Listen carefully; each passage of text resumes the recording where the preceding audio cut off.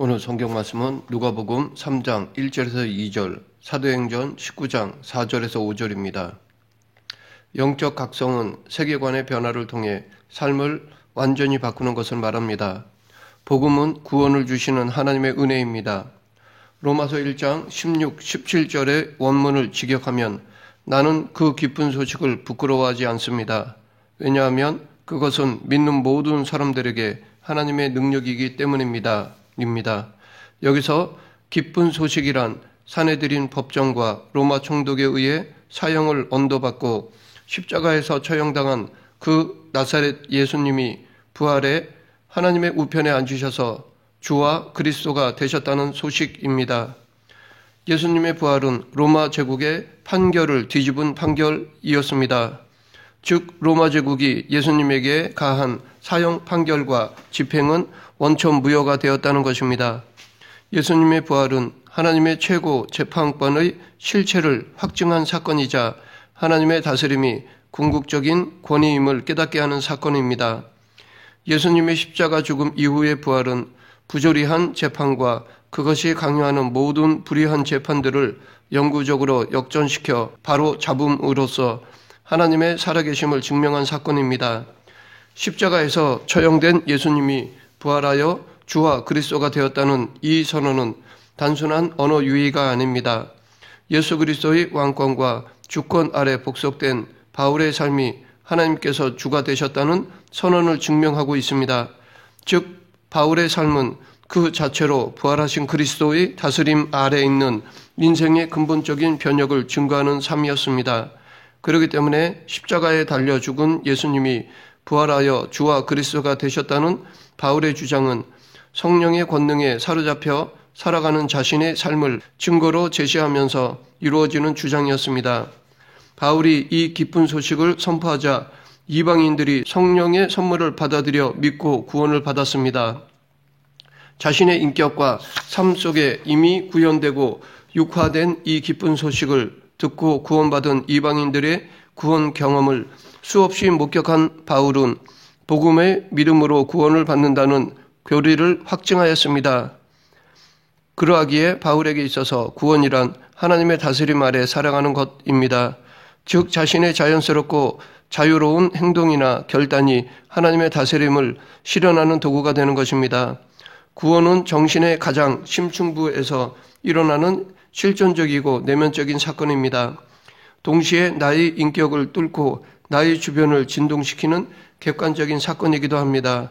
믿음으로 구원을 얻는다라는 종교개혁자들의 교리에서 구원에 대한 주관적이고 심리적 차원을 과도하게 강조할 경우 기독교는 구원론 중심의 종교가 되어버립니다. 그러나 성경의 중심 메시지는 하나님의 나라이며 인간의 구원은 다른 피조물과 생태계에 대한 하나님의 구원 계획의 일부입니다. 이처럼 인간 구원은 우주적인 차원의 의미를 가지며 종말에 완성될 하나님 나라라는 객관적 실제에 대한 참여를 의미합니다. 복음은 모든 믿는 자에게 구원을 주시는 하나님의 능력, 디너미스입니다. 믿음으로 받아들여진 복음, 곧 예수 그리스도가 주시오 왕이시라는 이 선언은 다이너마이트 같은 폭발력이 있습니다. 디너미스는 인격과 제도, 법과 관습을 변혁시키는 객관적인 능력입니다. 이 시간 세례 요한이 경험한 영적 각성과 사도 바울이 경험한 영적 각성 사건 안에서 지금 우리에게 필요한 교훈을 알아보겠습니다. 당시 이스라엘은 로마 제국의 속국이었습니다. 로마 제국은 속국을 다스릴 총독을 파견했고 동시에 팔레스틴 토착 세력자에게 권력을 위임해 이스라엘을 다스렸습니다. 그 결과 당시 헤롯 왕과 그의 세 아들이 로마 제국의 권력의 일부터 이스라엘을 통치하고 있었습니다. 헤롯은 에돔 출신이었기에 다윗의 후손이 이스라엘의 구세주로 온다는 구약 성경의 메시아 예언을 가장 두려워하였습니다. 그러나 당시 종교 지도자들은 이런 메시아의 도래에 대한 기대보다는 자신들의 기득권을 유지하기 위해 정치적으로 줄다리기를 하였습니다. 그런데 로마 황제와 총독과 헤롯 왕의 억압과 지배에 더하여 교묘한 방법으로 백성들을 괴롭혔던 자들이 바로 남이 아닌 같은 동족인 종교 지도자들이었습니다. 제사장들, 바리새인과 서기관들, 장로들이 종교적인 열심이라는 명목으로 유대 백성들을 더 힘들게 하였습니다. 그들은 겉으로는 경건했지만 속으로는 완전히 부패해버린 악한 자들이었고 자신들의 이익만 생각하는 철저한 이기주의자들이었습니다. 이런 상황에 놓인 유다 백성들에게 하나님의 말씀이 빈들에 있는 제사장 사가랴의 아들 요한에게 임하였습니다. 오늘 본문 누가복음 3장 1절 2절 디베르 황제가 통치한 지 15해 곧 본디오 빌라도가 유대의 총독으로 헤롯이 갈릴리의 분본 왕으로 그의 동생 빌립이 이두레와 드라고닛 지방의 분본 왕으로 루시니아가 아빌레네의 분본 왕으로 안나스와 가야바가 대제사장으로 있을 때에 하나님의 말씀이 빈들에서 사가랴의 아들 요한에게 임한지라. 요한은 제사장의 아들로서 30세가 되면 성전 직무에 나아갈 제사장 후보자였습니다. 그에게는 안정되고 튼튼한 직장이 보장되어 있었습니다. 그러나 그는 제사장에 공적으로 데뷔하기에 앞서 빈들에 있었습니다. 이사야 선지자는 이 빈들의 의미를 말하였습니다. 외치는 자의 소리여 가로되 너희는 광야에서 여호와의 길을 예비하라. 사막에서 우리 하나님의 대로를 평탄케 하라. 빈들은 왕이신 하나님의 도래를 준비하는 사신이 머무는 곳입니다. 세례 요한은 빈들 곧 사막과 광야에서 왕이신 하나님의 출현을 기다리며 길을 닦고 있었습니다. 그는 긴 세월 동안 도시 생활의 분주함과 세속적인 삶이 가져다주는 환희와 쾌락으로부터 자신을 단절시킨 채 오로지 왕이신 하나님 나라의 도래에 초점을 둔 신앙을 신실하게 간직하고 있었습니다. 하나님 나라를 학수고대하는 세례 요한은 이스라엘 영토의 끝자락이자 문명의 오지인 유대 광야 빈들에서 깊은 말씀 묵상과 기도에 주력하였습니다. 도탄에 빠진 동포들의 삶, 로마 제국에 의한 식민 지배의 여러 모순들, 무엇보다도 제사장들을 비롯한 종교 지도자들의 부패와 외식주의를 바라보면서 말씀의 세계 속으로 들어간 것입니다. 그의 묵상 제목은 메시아의 도래였습니다. 그는 하나님께서 파송하리라고 약속하신 그 왕의 아들을 향한 쉼없는 열망을 가지고 말씀을 묵상하고 기도하였습니다. 그의 차갑고 무거운 가슴을 뜨겁게 달구었던 말씀이 아마 이사야 40장 3절과 말라기 3장 1절이었을 것입니다. 이 두 말씀은 그의 인생의 의미와 목적을 밝히는 말씀이었습니다. 또한 세례 요한이 빈들에 있었다는 것을 고독과 절제, 초점 잡힌 말씀 묵상과 기도, 소박한 의식주, 그리고 안정되고 부유한 삶의 겁으로 자신을 철저하게 담금질했다는 것을 의미합니다. 이렇게 준비된 사람에게 하나님의 말씀이 임하였습니다. 하나님의 말씀이 임했다는 것은 하나님의 사자가 된다는 것입니다. 하나님의 사자는 대중과 권력자들, 희망을 잃어버린 백성들 모두를 강력하게 뒤흔들며 그들을 하나님의 거룩함으로 이끄는 존재입니다. 그가 행한 회개로의 세례는 온 유다 공동체를 깨웠습니다. 그의 메시지를 들은 군중들은 죄 씻음을 받지 않고는 안 되겠다는 절박감이 일어났습니다. 회개를 촉구하는 그의 물세례는 제사장 출신 예언자 에스겔에 근거했을 것입니다. 제사장의 관심은 정결과 불결, 거룩함과 속됨의 구분입니다. 요한은 자신의 회개 설교를 통해 모든 골짜기가 메어지고 모든 산들이 낮아지고 굽은 길이 똑바른 길이 되고 험한 길이 평탄케 될 것을 기대하였습니다. 그래서 그는 유다 상류층 사람들과 종교 지도자들의 배타적 민족주의를 공격하였습니다. 이 회개의 세례는 모든 계층의 사람들을 요단강 물속으로 뛰어들지 않으면 안 되도록 만들었습니다. 일반 백성들은 물론 세리, 군사들까지 와서 회개의 세례를 받기 원하였습니다. 그들은 회개의 합당한 열매가 무엇인지 물었고 요한의 대답은 과격하다 못해 급진적이었습니다. 계속해서 사도행전 19장에는 세례 요한의 세례만 알고 있던 에베소의 유대인들 가운데 일어난 영적 각성 운동이 나옵니다. 여기서 영적 각성이란 좁게는 유대인 선생이자 그리스도인이 된 아볼로의 지도 아래 있던 에베소 회당의 12 제자들 가운데 일어난 성령 강림 사건을 의미하고 넓게는 에베소 도시 한복판에 일어난 문화 변혁을 의미합니다. 일찍이 세례 요한은 자신의 물세례 사역이 그리스도의 불세례 사역의 서곡에 불과하며 전령 사역임을 밝힌 적이 있습니다. 그런데 아볼로가 가르쳐준 세례 요한의 물세례는 이방인들의 마음속에 어떤 방향도 불러일으키지 못했습니다.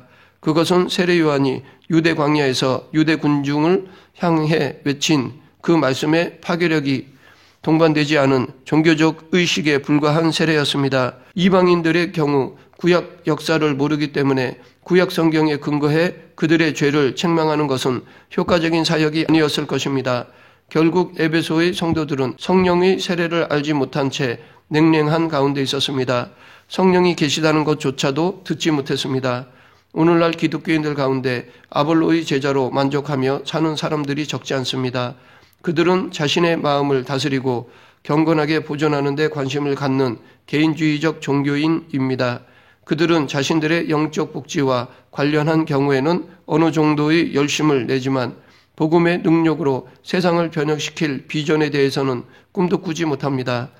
에베소의 제자들이 바로 그런 수준이었을 것입니다. 오늘 본문 사도행전 4절 5절 바울이 이르되 요한이 회개의 세례를 베풀며 백성에게 말하되 내 뒤에 오시는 이를 믿으라 하였으니 이는 곧 예수라 하거늘 그들이 듣고 주 예수의 이름으로 세례를 받으니 바울은 에베소 제자들에게 요한의 물세례는 예수님의 불세례로 완성되어야 함을 가르쳤습니다. 십자가에 못 박혀 죽으시고 장사된 지 사흘 만에 부활하신 예수님이 주요 그리스도가 되셨을 뿐 아니라 성령님을 보냄으로 자신이 왕적 다스림을 시작하셨음을 그들에게 가르쳤습니다. 이 복음을 들은 에베소 제자들은 마음이 뜨거워졌습니다. 그들은 예수님이 주요 그리스도가 되셨다는 바울의 복음을 듣고 주 예수 그리스도의 이름으로 세례를 받았습니다. 이것이 바로 불의 세례입니다.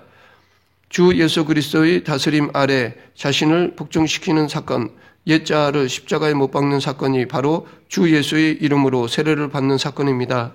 세례와 함께 바울이 12명의 제자들에게 안수했을 때 곧 그들이 예수님을 영접하고 신앙 고백을 했을 때 성령이 강림하였습니다. 성령 강림을 경험한 후 그들은 방언도 하고 예언도 하였습니다. 즉 성령님이 강림한 후 그들은 방언도 하고 예언도 하였습니다. 하지만 이것은 엄밀한 의미에서 영적 각성이 아닙니다. 실존적인 구원 경험이요 성령 충만의 경험입니다. 영적 각성은 성령 충만한 사람이 세상을 향해 발휘되는 영적 파급력입니다. 이 영적 파급력은 성령 충만한 사람들이 세상과 충돌할 때 발생됩니다.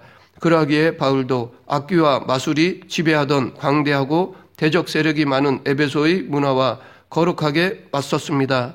바울의 에베소 사역은 적대적인 유대인들의 반대로 회당에서 쫓겨나 두란노 서원에서 제자들을 가르쳤습니다.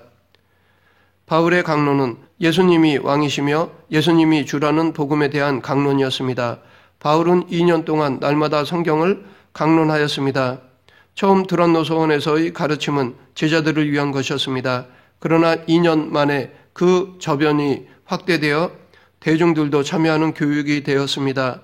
하나님의 권능은 노동으로 단련된 바울의 손을 타고 흘렀고 바울의 땀과 수고와 눈물로 젖은 손수건과 앞치마를 타고 흘렀습니다. 여기서 우리는 하나님의 권능이 바울의 수고와 노력을 통해 드러난 것을 볼 수 있습니다.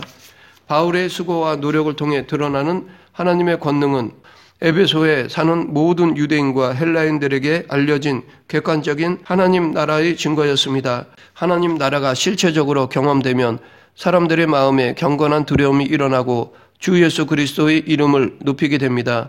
그리고 자신의 잘못되고 어두운 과거를 고백하고 청산하게 됩니다.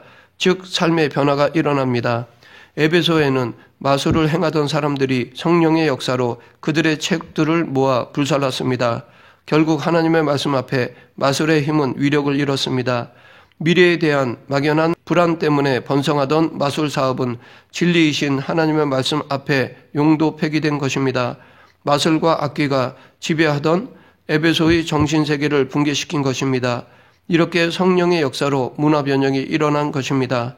바울의 선교 사역지 가운데 에베소는 가장 도전적이고 적대적인 지역이었습니다.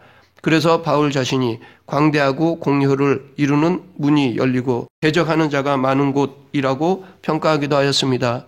바울의 3개월 에베소 회당 사역과 2년 동안의 두란노 서원 사역은 복음을 통한 영적 각성을 생생하게 보여주고 있습니다.